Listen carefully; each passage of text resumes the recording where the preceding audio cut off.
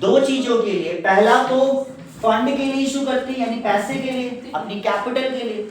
दूसरा other than cash, other than cash. Fund के अलावा भी ऑप्शन हो सकते हैं, जैसे बिल्डिंग खरीदना है, मशीनरी खरीदनी है, या मान जाओ लैंड खरीदना है, उसके लिए भी शेयर इशू कर सकती है कि नहीं। तो कंपनी दो चीजों के लिए इशू करती है, फंड के लिए यानी कैश के लिए, पैसे के लिए, या अदर देन कैश। जब कैश के लिए खरीदती है तो पब्लिक को दो तरीके का ऑप्शन देती है, एक तो one times payment, one times payment, एक ही बार में पैसे दो।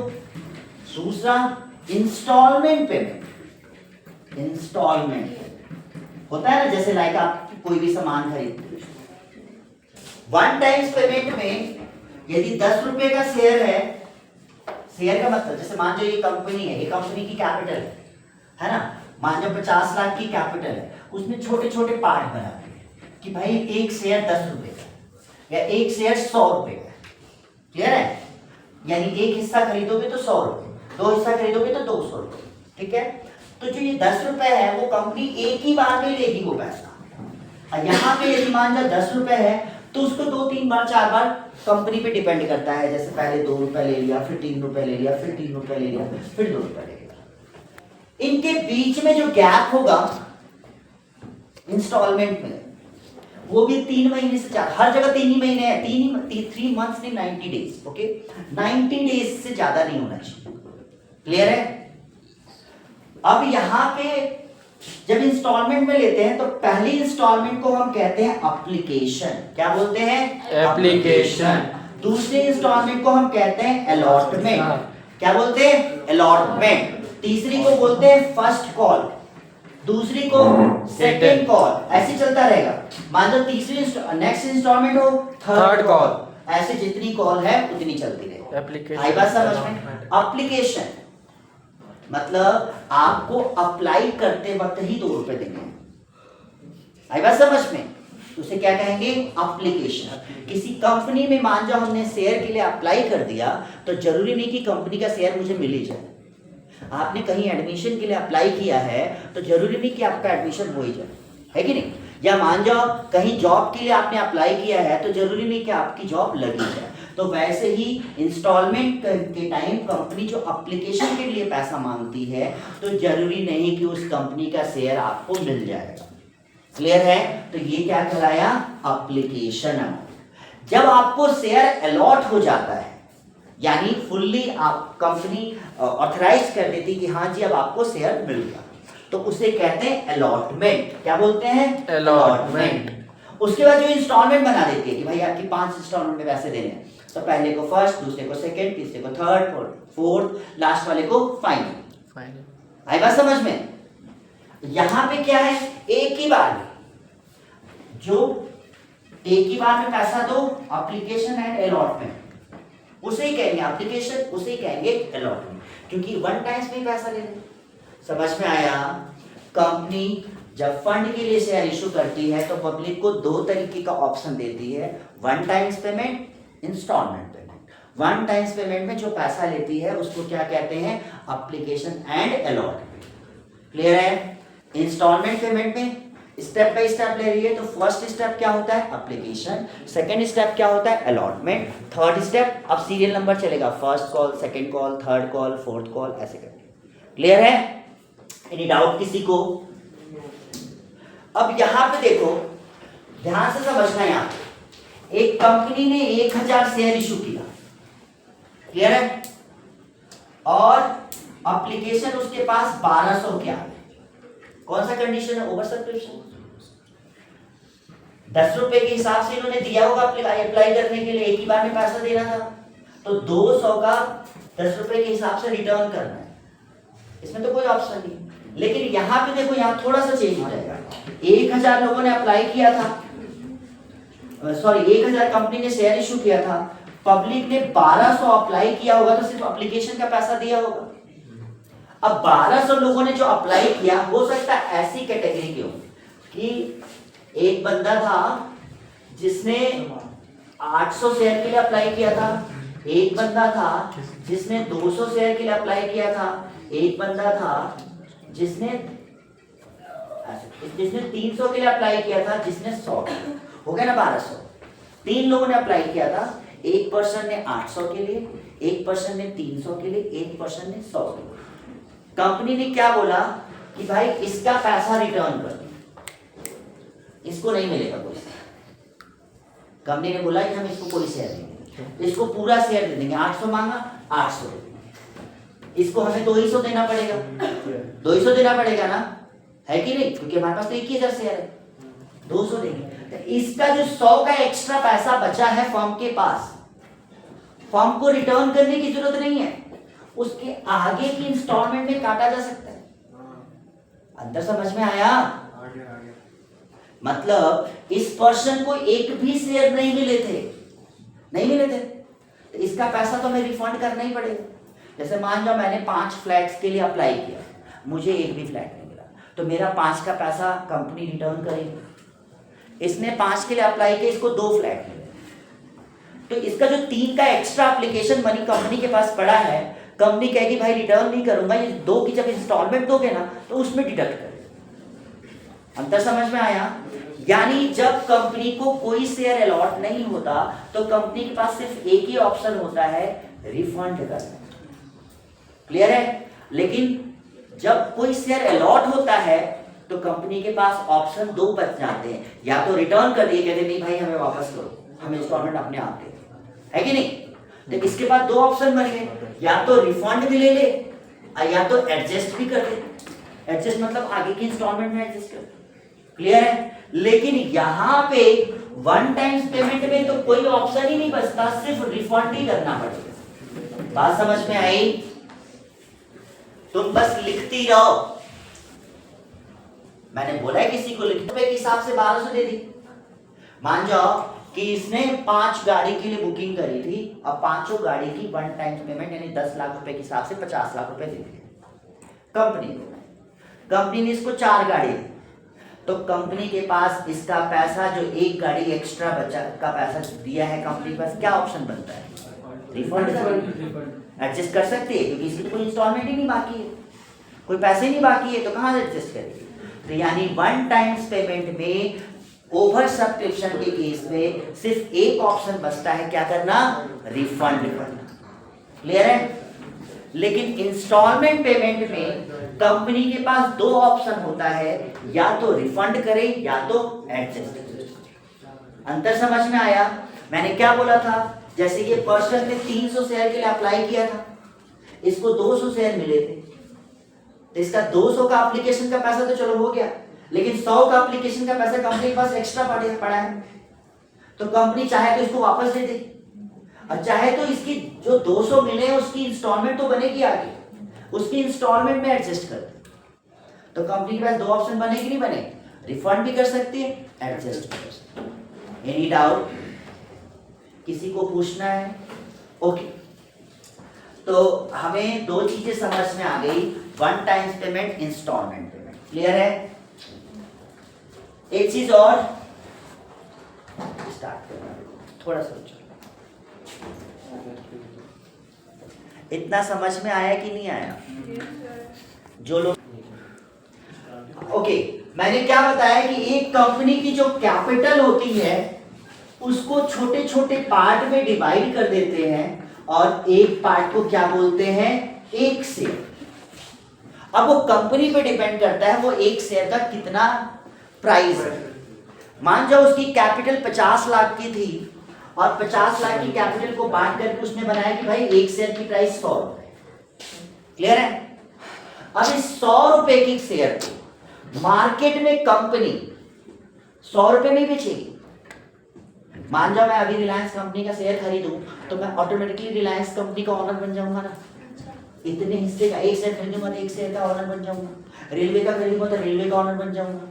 तो कोई भी कंपनी, जैसे आपने पार्टनर कैपिटल में पढ़ा था कि 2 लोग बिजनेस कर रहे हैं, अब तीसरे को एडमिट करते हैं, तो इन्होंने इतने साल तक काम किया है, तो उसके बदले में इससे पैसा मांगते हैं कि नहीं मांगते हैं, जिसे हम कहते हैं प्रीमियम। एडमिशन में लेते थे ना, वैसे ही कंपनी भी अपना जो शेयर होता है, जैसे मान लो 100 रुपए का शेयर है, और 100 रुपए में ही पब्लिक को बेचती है तो उसे कहते हैं एट पार। क्या बोलते हैं? At par. यानी 100 रुपए उसकी फेस वैल्यू यानी एक्चुअल वैल्यू, फेस वैल्यू मतलब एक्चुअल वैल्यू, और उसे 100 रुपए में मार्केट में बेचती है तो उसे क्या कहेंगे? At par. और 100 रुपए को के शेयर को जब एक्स्ट्रा पैसे में बेचती है तो उसे कहते हैं एट प्रीमियम। क्या बोलते हैं? At premium.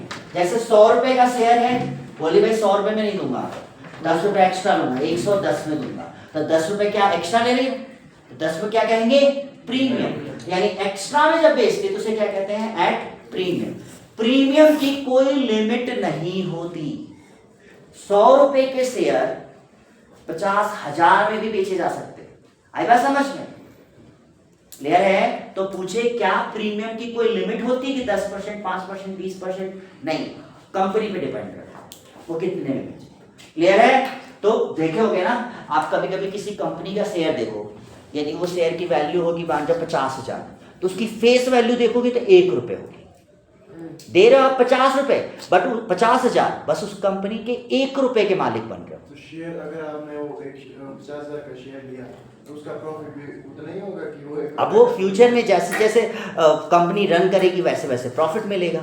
अब कहने का मतलब ये है यहाँ पे कि जितने का शेयर है, जितनी उस कंपनी की एक्चुअल वैल्यू है कैपिटल की, उतने में ही सेल किया जाएगा तो उसे कहेंगे एट पार। एक्स्ट्रा अमाउंट में सेल किया जाएगा तो उसे क्या कहेंगे? At premium. कम अमाउंट में सेल किया जाएगा, 100 रुपए का शेयर है और 90 में ही बेच रहे हैं तो उसे क्या कहेंगे? At discount. क्या बोलेंगे? At discount.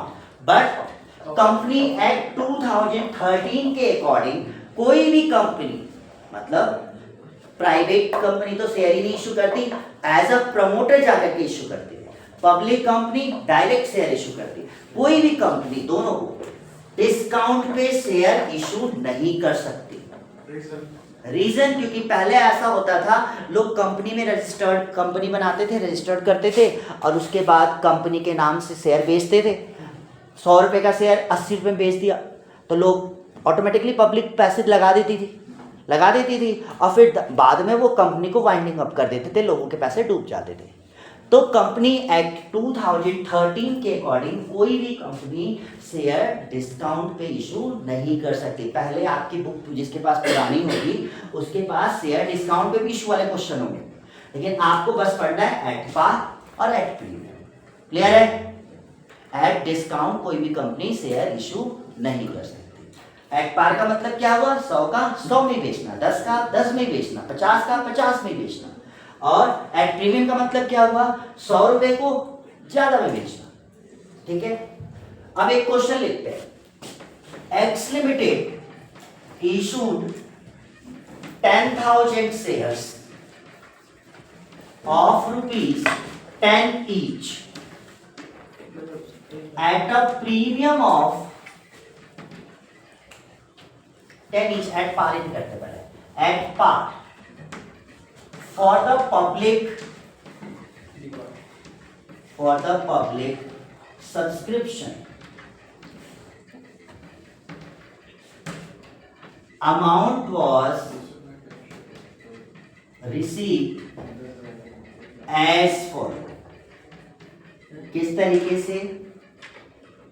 on application ₹2, on allotment ₹3, on first call ₹4, on final ₹1।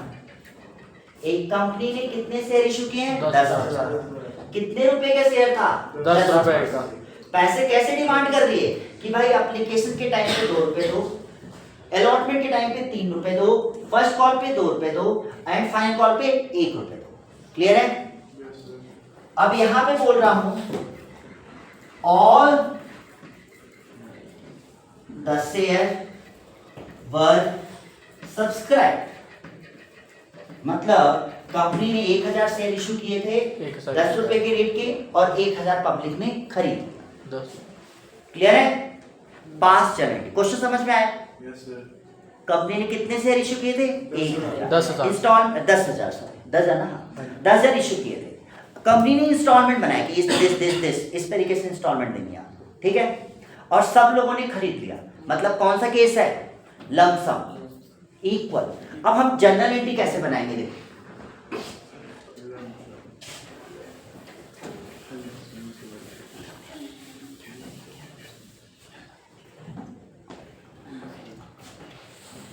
ये हो गया date, particulars, LF, debit, credit. इस पूरे चैप्टर में आपको जर्नल एंट्री ही है, date, particulars, LF, DR, CR.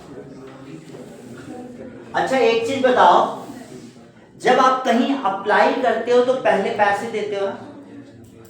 किसी भी चीज का, कभी भी कोई फॉर्म भी भरते हो तो पहले एप्लीकेशन मनी सबमिट करनी पड़ती है, होता है कि नहीं होता है? तो एक चीज याद रहे, एप्लीकेशन के टाइम पे पहले पे करेंगे, पहले पैसे देंगे, फिर कैपिटल डालेंगे। देखो पहले पे फिर कैपिटल, लेकिन इसके बाद सब चेंज हो जाएगा, कैपिटल फिर पे। देखो पहले एंट्री जो बनेगी, पैसा कंपनी को मिला, बैंक अकाउंट डाल टू शेयर एप्लीकेशन। कितना पैसा मिला? 10,000 शेयर थे, 2 रुपए के रेट से कितना मिला वो एप्लीकेशन पे? 20,000। बात समझ में आई? 20,000। बोलो सीजन कैसे आया? हाँ, कितनी कंपनी शेयर इशू करी थी? यहाँ पे लिखा शेयर इशू, कितना? 10,000। एप्लीकेशन कितने का है? 2 रुपए। अलॉटमेंट कितने का है? 3 का। फर्स्ट कॉल कितने का है? 4 का। फाइनल कॉल कितने का है? 1 का। तो अपने हर स्टेप पे 2 एंट्री आपको बनानी है। एप्लीकेशन की 2 एंट्री, अलॉटमेंट की 2 एंट्री, फर्स्ट कॉल की 2 एंट्री, फाइनल कॉल की 2 एंट्री, ऐसे जितने भी बनते जाएंगे सबकी 2 एंट्री। क्लियर है? पहला रिसीव की, दूसरा कैपिटल में ट्रांसफर की। अब यहां से चेंज हो जाएगा, पहले कैपिटल में ट्रांसफर फिर रिसीव। जैसे मान जाओ अगर कोई चीज इंस्टॉलमेंट में खरीदते हो तो पहले डाउन पेमेंट करते हो, है ना, फिर वो गाड़ी आती है आपके पास, ये सामान आता है, उसके बाद महीना पूरा होता है, फिर जाके पैसे देते हो। मीन्स फर्स्ट टाइम आपको पहले रिसीविंग बैंक वाले एंट्री करनी। देखो bank account debit to share application being amount receive on application. अब दूसरी share application account debit to share capital. Company को 20,000 मिले एप्लीकेशन के नाम पे, अब कंपनी ने वो 20,000 अपनी कैपिटल में ट्रांसफर कर दिया, be amount transfer to capital. Clear है? अब बहुत आसान है, एक ही बार में याद हो जाएगा। अब अलॉटमेंट की करनी है, 3 रुपए के हिसाब से, यानी अमाउंट कितना होगा? 30,000। लेकिन उल्टा हो जाएगा, पहले ये वाला फिर ये वाला। अब क्या हो जाएगा? Share allotment, allotment account debit to share capital, कितना? 30,000, 30,000 being amount transfer to capital.